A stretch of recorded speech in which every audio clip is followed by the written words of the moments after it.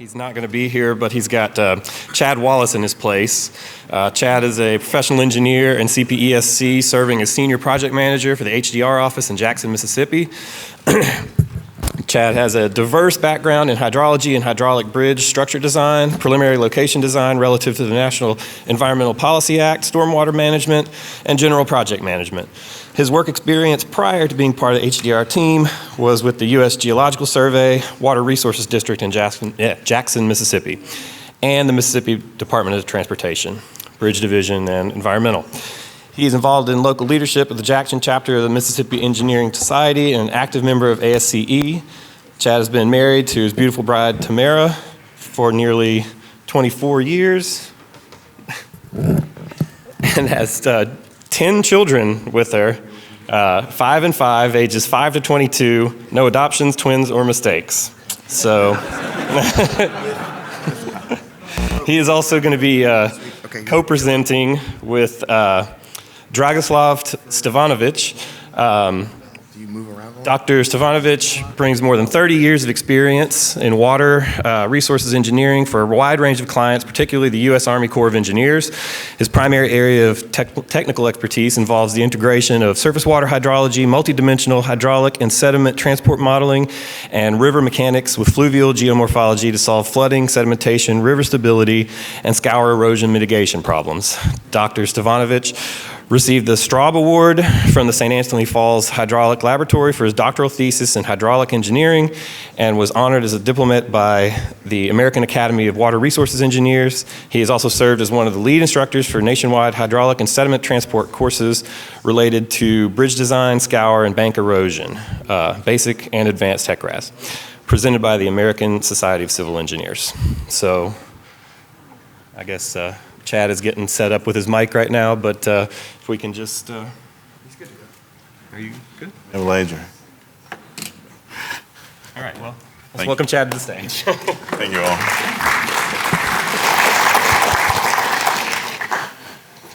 Can you hear me? All right.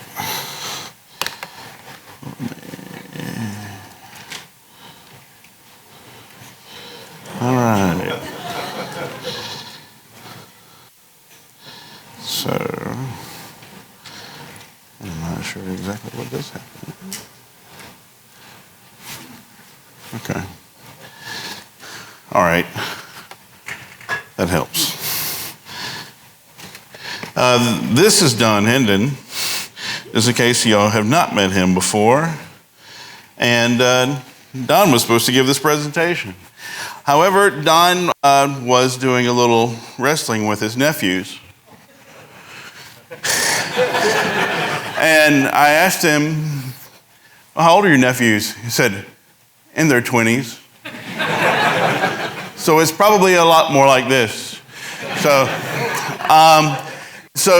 Don's biggest interest lately has been a different kind of countermeasure. And, but here Don is, even though here Don isn't.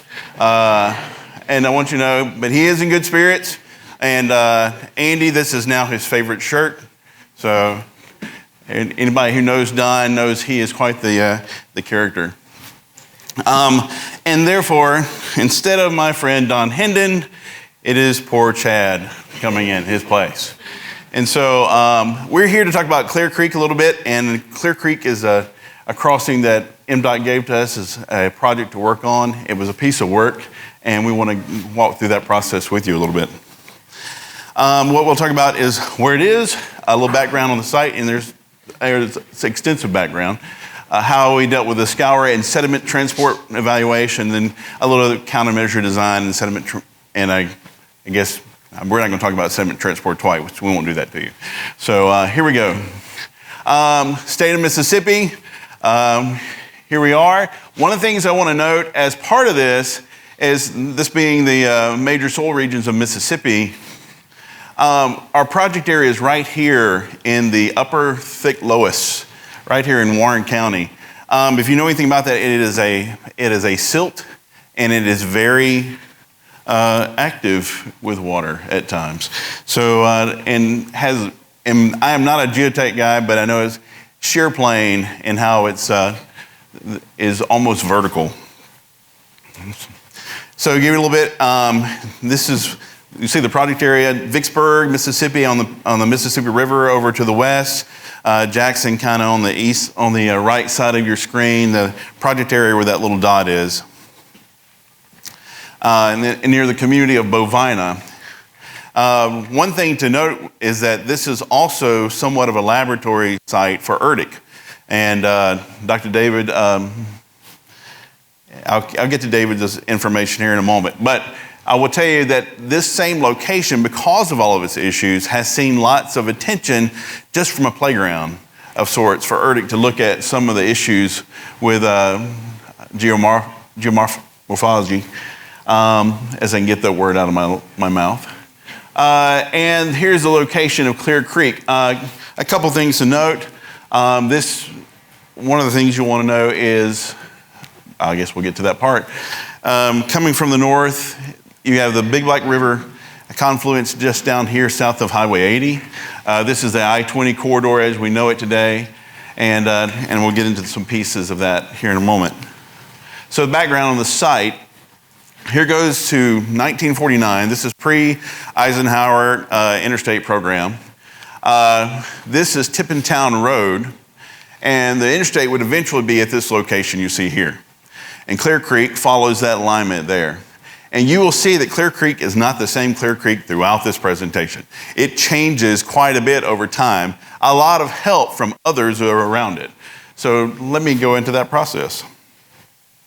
One of the things I want you to know though, there is a small confluence up here near the Tippintown Road bend there, and that will come to play a part here shortly. 1961, you have the first bridge of the interstate program has made its way into the picture right here. You still have, and one of the things to note is the changes that have taken place immediately relative to the creek. If you see it before, it has now been channelized to be straightened. So we've taken a lot of length out of it. We've made it a little steeper. And now we're getting to 1956 and 62. This is when this process took place. But it's just not the same creek. And then, with all this, I'm getting to Don's notes now. This is all leaf off February. You can see a lot easier where the channel used to be and how it's been channelized. 1969, both bridges have now been built over the channel as we know it. Let's see. 1971, the cutoffs are still there, fairly stable. 1996. It's gotten a little more active. With that, for the most part though, it's been pretty stable for a good 30 years. Now, one of the things that's happened right before 1996, somewhere in this window of the 70s to 90s, was some work that took place just north of Tippintown Road. Some channelization took place right here.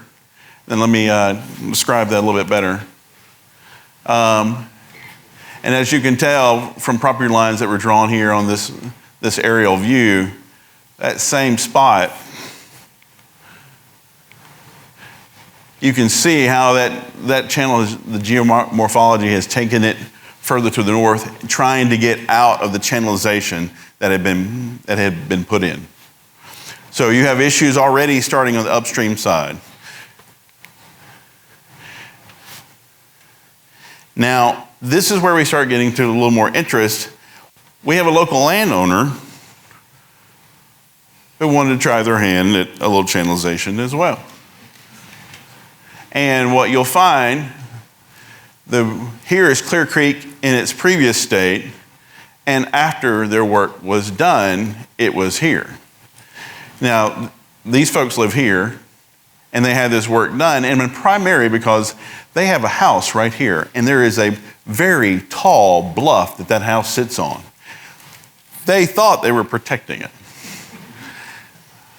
And so this confluence that I mentioned earlier, though right here, is now here. As if it needed help, changing more. So here we are at Tiffetown Road. A few pictures along here.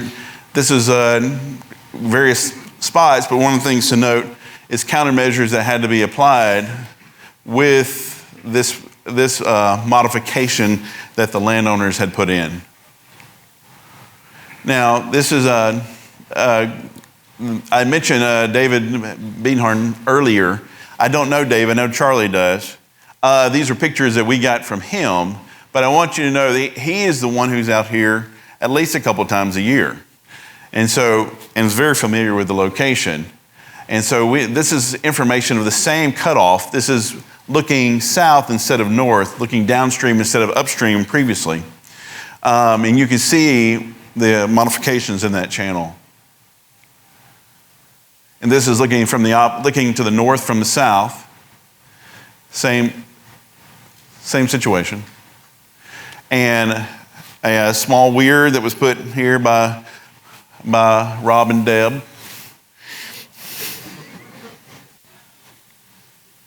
And this is David's photo as well. And this is 2003. This is very important that you keep a recollection of what that looks like. This is just north of the bridge, looking downstream at the I-20 crossing.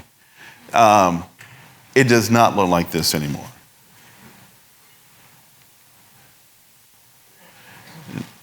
And it's about the same time frame, 2004. 2006. 2021. Notice the changes that have happened upstream in that 10 to 20 year window.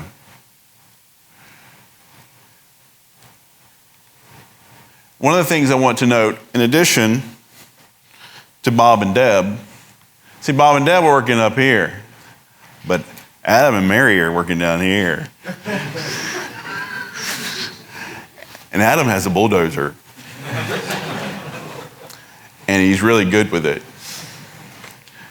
And before you know it, Adam's cleared quite a bit of the right bank as you're looking downstream of Clear Creek. He's made it quite nice. A place for riding four-wheelers, growing grass, because he does landscape architecture as well, so he has really pretty grass that he has replaced all the trees that he cut down with the bulldozer. But it has become a lot more quick with water. The hydraulics have sped up, the N values have lowered, and the next thing you know, we have one more thing to add to Clear Creek to make it a little more challenging. So, getting to where we are, and one of the issues with the stuff that they have been doing closer to the bridge is that one of those earlier bends is now showing up again. Because of this work that's been done, it's been cleared, water speeding up, and it's starting to reestablish itself in the old bend that was removed back in the 60s. So you've seen this picture earlier. That's what it looked like in 2019.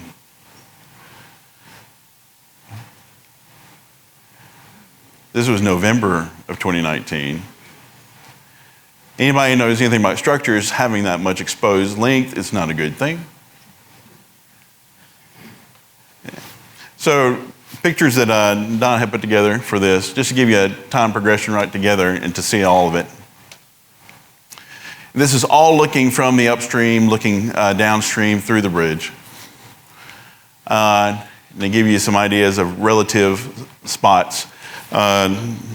12L, which we'll talk about a lot, it has the debris deflectors on it. And 11 is the double pile bent, the battered piles. And then by the time you get to 10, it's a single pile bent.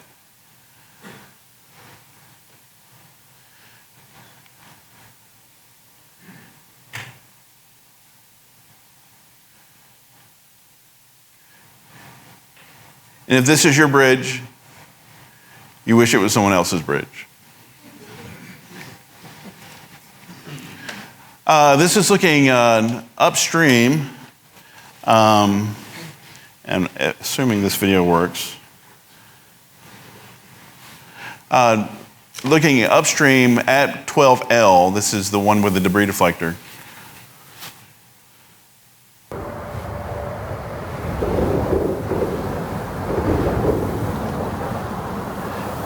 You saw how wooded it was in 2003. In less than 20 years, most of that vegetation has been removed.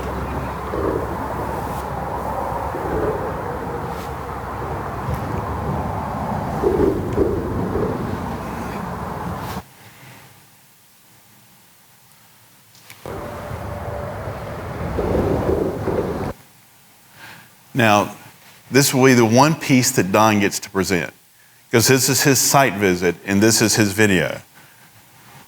Introducing Don Hendon. Here we are at Interstate 20, a lovely clear creek. As you can see, this is a pretty creek. It is clear, but I don't think the water should be flowing under the bent like that. Yeah, that's why I'm here, to look at that. Lots of debris, as you can see. There's a tree down over there. That used to be the main channel, but it's moved over to here. And oh, look at that pier. Isn't that terrible? Yeah, we got to do something about that. The whole bank is kind of falling down. As you can see, it doesn't look good.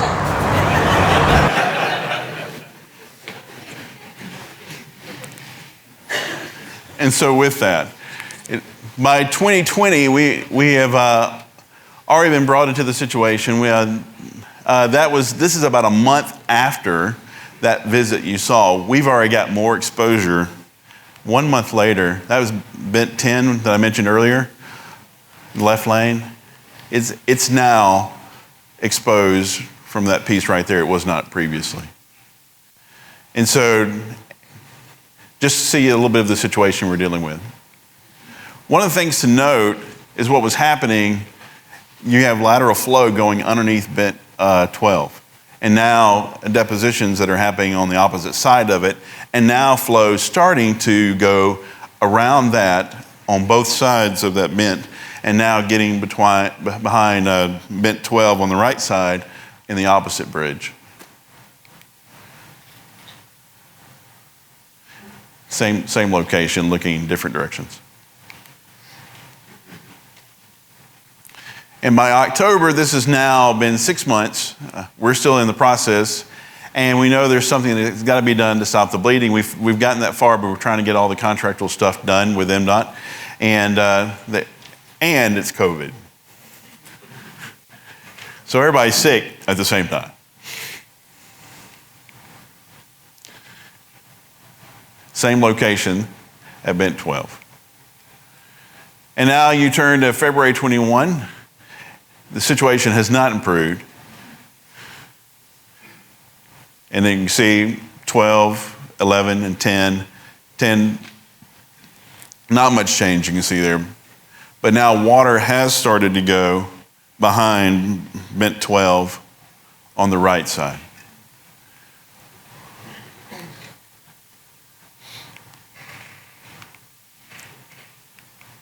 So, one of the things that we got the opportunity to do was to incorporate some handheld LiDAR. The survey could not capture that. But this was actually on our site visit, we were able to use that and to incorporate some of that data into the survey that was received. And thankfully, we're able to get some pretty good estimations as to quantities with the countermeasures that were put in place. Some of the work that Don had done, he would love to tell you more.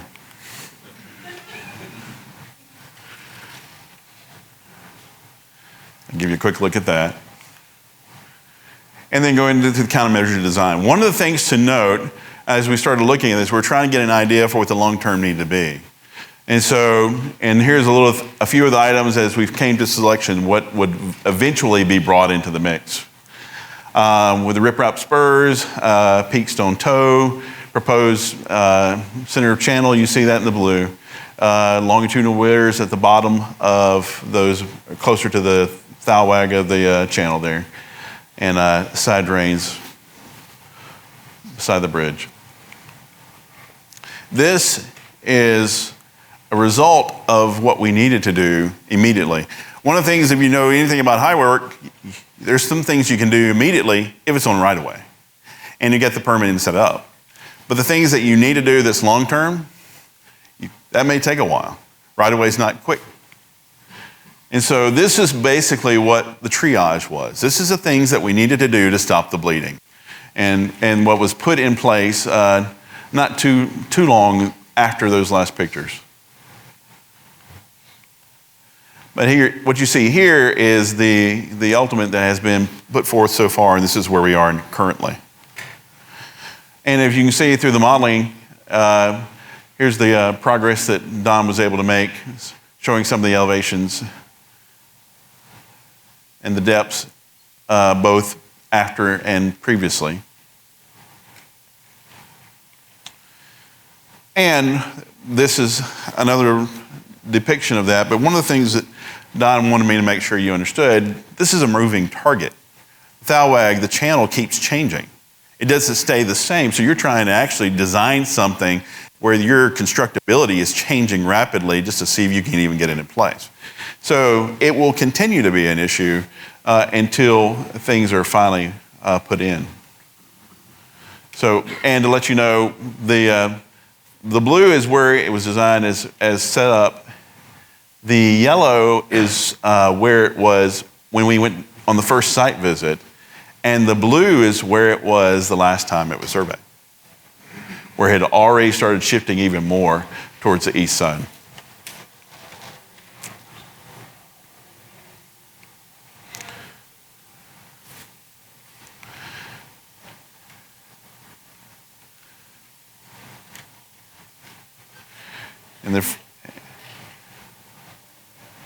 And for the 1% annual exceedance probability.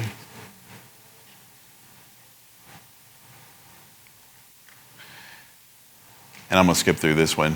Don was just wanting to just be able to see how the flow changed with depth as the stage rose. So a quick timeline. November, first issue was found out. We were brought in around December, early spring of 20. Made our first site visit. Preliminary plans for the on right-of-way pieces were put in, and then made continued plans for Phase B, which included the portions needing of right-of-way.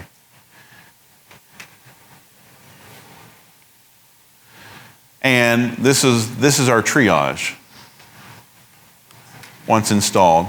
I'm not sure how much of Kentucky is in this picture, but a good piece. Being close to the Mississippi River, close to the barges and large stone making its way south was a benefit. All right, Dragi, your piece.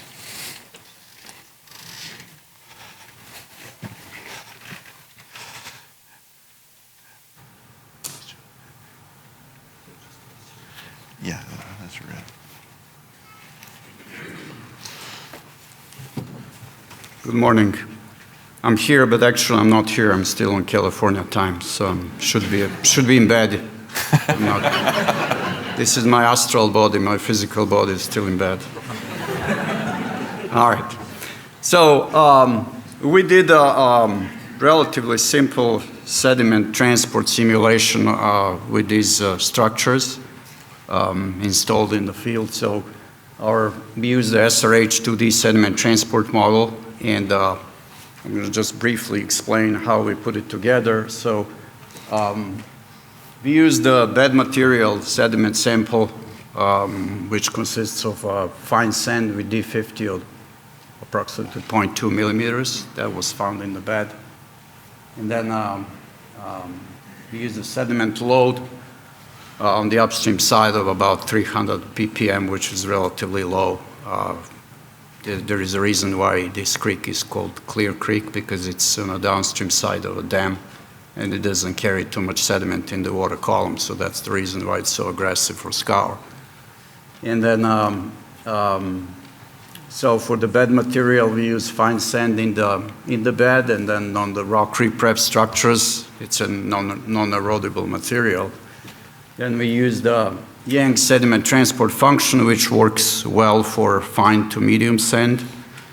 And for hydrologic scenarios, we used a single 100-year hydrograph as a Scour event, but we also wanted to see what would happen in some projection of long-term bed changes. So we used a sequence of 5 2-year hydrographs, which is kind of a long-term bed adjustment scenario with a channel forming discharge.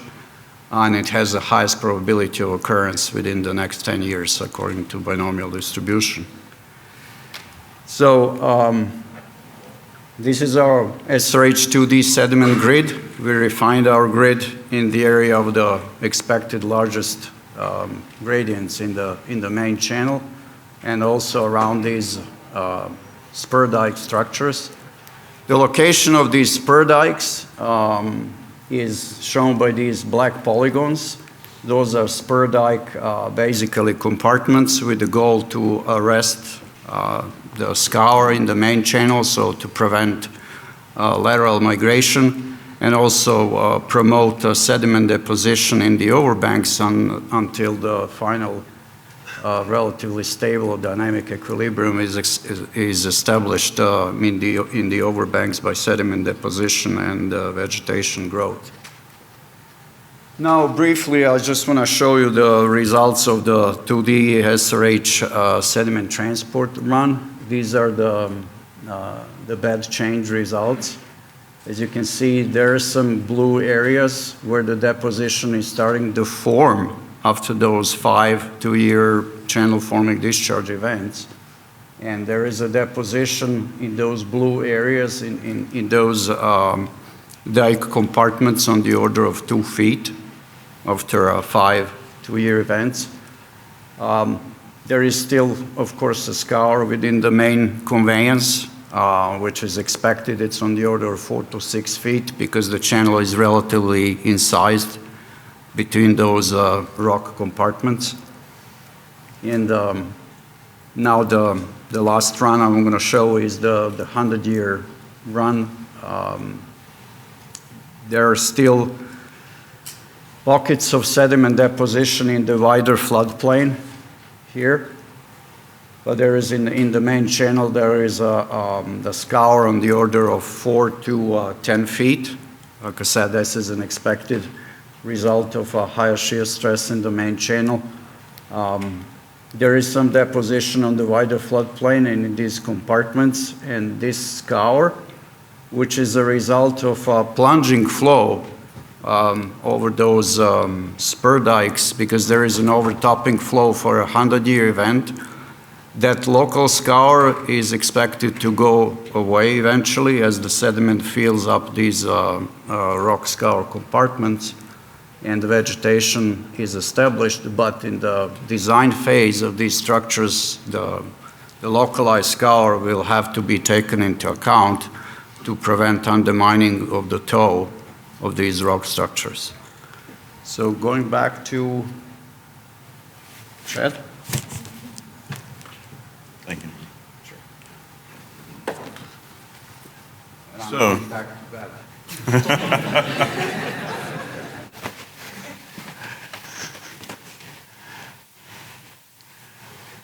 So how's it doing? This is currently what it looks like for our triage portion of this. The vegetative element was not a design element. It just kind of happened. Especially when you started evaluating that part of its kudzu, such as that. This is on the downstream side of the left bridge. This is further upstream just to see what's been happening since.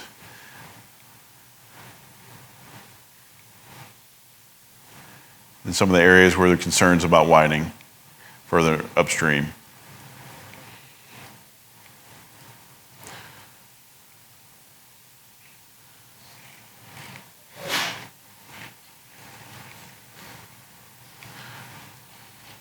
And we will not have questions. You can save those for later if you'd like. All right, that'll be it.